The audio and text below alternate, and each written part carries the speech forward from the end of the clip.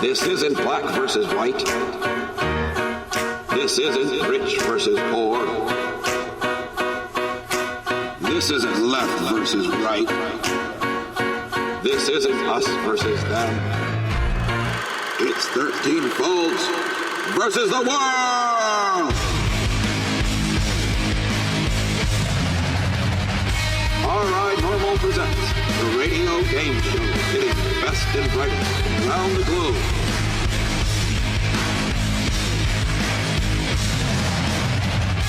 Against the masterminds behind 13 Folds magazine.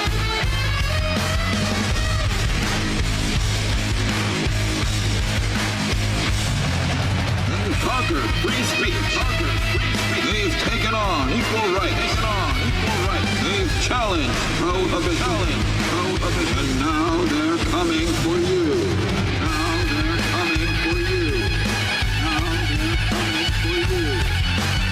It's just about time for us to teach you young whippersnappers a lesson. So sharpen up your number 2 pencils and take your seats. It's 13 Folds versus the world!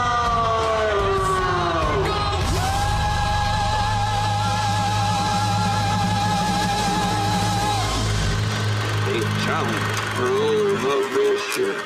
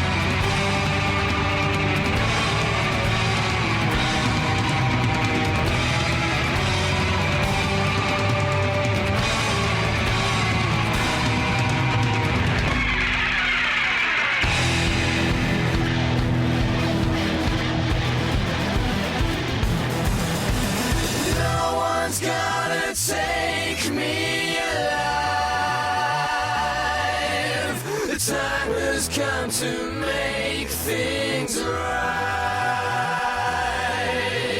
You and I must fight for our rights. You and I must fight to survive. No one's gonna take me alive. The time has come to make things right.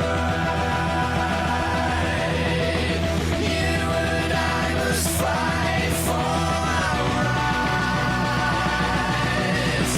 You and I must fight to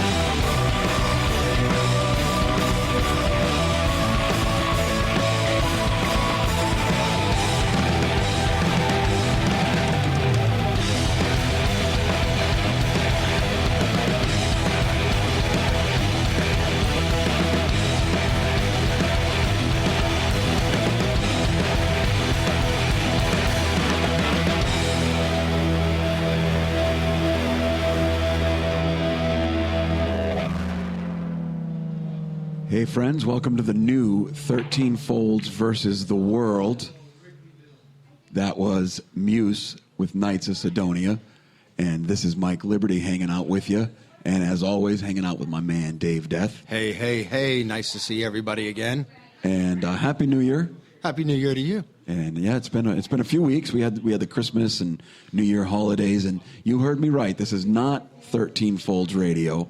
This is the new 13 Folds versus the World, still being brought to you here at rifreeradio.org, still coming at you live here at the Fat Squirrel on Chestnut Street in Providence. That's right. You've all come out for a show, and damn it, we intend to give you one. And it's Kevin's birthday tonight. Happy birthday, Kevin Church. What's it like to be 50, brother? Oh. So, David, why don't you talk a little bit? What is the 13 Folds versus the World idea? What? Well, you know, we've been doing the show here, and we always have our guest on, and we've always done a little segment with everybody where they have to guess the fake headline, and nobody has defeated us yet. That's correct. So it's like I feel this sense of entitlement. We're like a pre-rape Mike Tyson. I want to start taking on more people. I want to take on everybody and challenge them to better questions. So we're reformatting the show basically because no one could beat us, and this was what we had to do. Yeah, we got to give everybody else more of a chance. And so we're going to be expanding the whole quiz show theme. Yes. We're going to have guests. We're going to have music guests. We're going to have live music. But everything's going to be wrapped through the whole idea of them versus us. Them versus us, a game show. I like it. Per se. And by them, we mean everybody but you and I. We mean the world. I like it. Hence 13 Folds versus the World. Exactly. Yes, the world is heavily favored in Vegas. So, I mean, a lot's gone on. We had our Christmas break, Hanukkah break, Kwanzaa break. I did not celebrate the Hanukkah break. I celebrated all three, actually. And good for you. I got nothing. I was bad in all three. All three gods thwarted me. Nice, as they always do, my friend. We got a hell of a show tonight, though. We got Mike from Young Pandas going to be That's in right. with us. We were supposed to do something together right around Christmas, but with the holiday coming up, everybody's schedules got a little screwy, so we postponed it. So he's going to come in and hang out with us tonight. He will be our first real contestant. He doesn't know this yet, though. No, he has no idea what's in store for him. We've put together quite the daunting challenge. I actually hired somebody to beat him up on his way That's- in. that's to give us a essentially- little fear, a little bit of an advantage. As a matter of fact, you need to get out there, Justin. He should be showing up anytime. Yeah. So, and what else? Well, you know what? Before we go any further, as always, I want to thank our sponsors. The show is reformatted, but our sponsors are still the same. So I want to give a quick shout out to our friends over at C-Payne, Empire Guitar, Merchants Bank Card Systems, and of course, Circle Jam Productions, and our producer, Caleb. Thanks, brother. That's it. That's it? That's That's it. all we got? We Just those pared it down. producers? Yeah, everyone else, their checks all bounced. So we. Man, It's cash only. you cannot trust those bums. So. Them bums there. Them Cranston night bums are the worst kind of bums. Always promising sponsorships, never coming through. And for you four that we did name, you better move your money around, do whatever you need to do, because we are going to the bank tomorrow to deposit those checks. Dave and I are used to a certain lifestyle.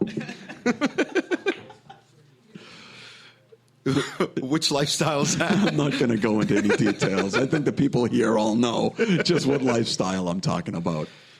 So yeah, what else? I know you had stuff that we wanted to talk about. I mean, the big thing before we went to our break was everything about the interview and the whole sabotage thing with Sony and the movie. Everybody was boycotting the movie. They weren't going to put it out. And then lo and behold, I'm flipping around on Xbox Video Christmas Eve, and what do I see? The interview. The interview. And- So I had to check it out. I wanted to see what all the hoopla was about. And from what I understand, I didn't watch it this way. I watched it with you, but I guess they released it on YouTube or something like that for free on Christmas Day. Yeah, I paid. Like a fool. I got suckered. Even the Sony gods No dislike wonder me. no one gave you any Hanukkah presents, my friend. Sony, Hanukkah, Kwanzaa, they all screwed me. So do you want to talk? Because you and I sat down and we watched that movie together. You want to talk about that? I mean, is that still? Yeah, is that still a hot I topic? think it's a little irrelevant. I mean, it's not a hot topic anymore. But I mean, I was curious. What did you think of the movie? We watched it. As a movie, I thought it was okay. It was funny. I laughed a lot. After watching it, honestly, the first thing that struck me was I can see how people were potentially offended by that.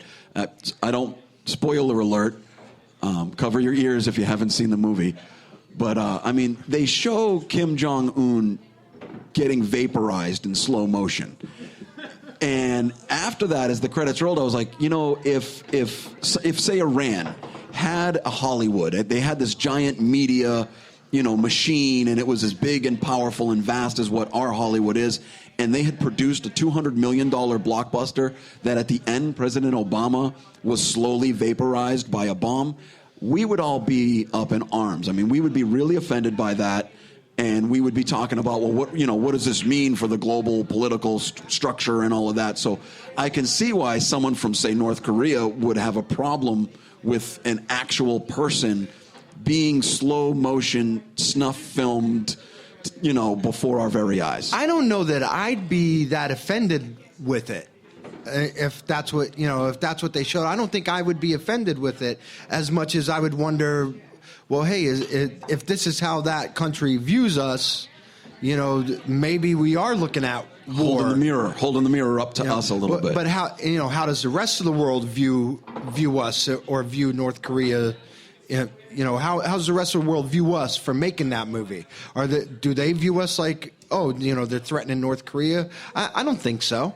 Well, what I thought back to was, I remember this was a couple of years back. I watched a YouTube clip of some sawed-off Palestinian Disney version, and it was Minnie Mouse talking about, telling kids to hate the Jews and all of this stuff. And I remember at the time, like, people were really offended by that. They're, how can they co-opt Mickey Mouse and have him saying all these things? And we were offended by that.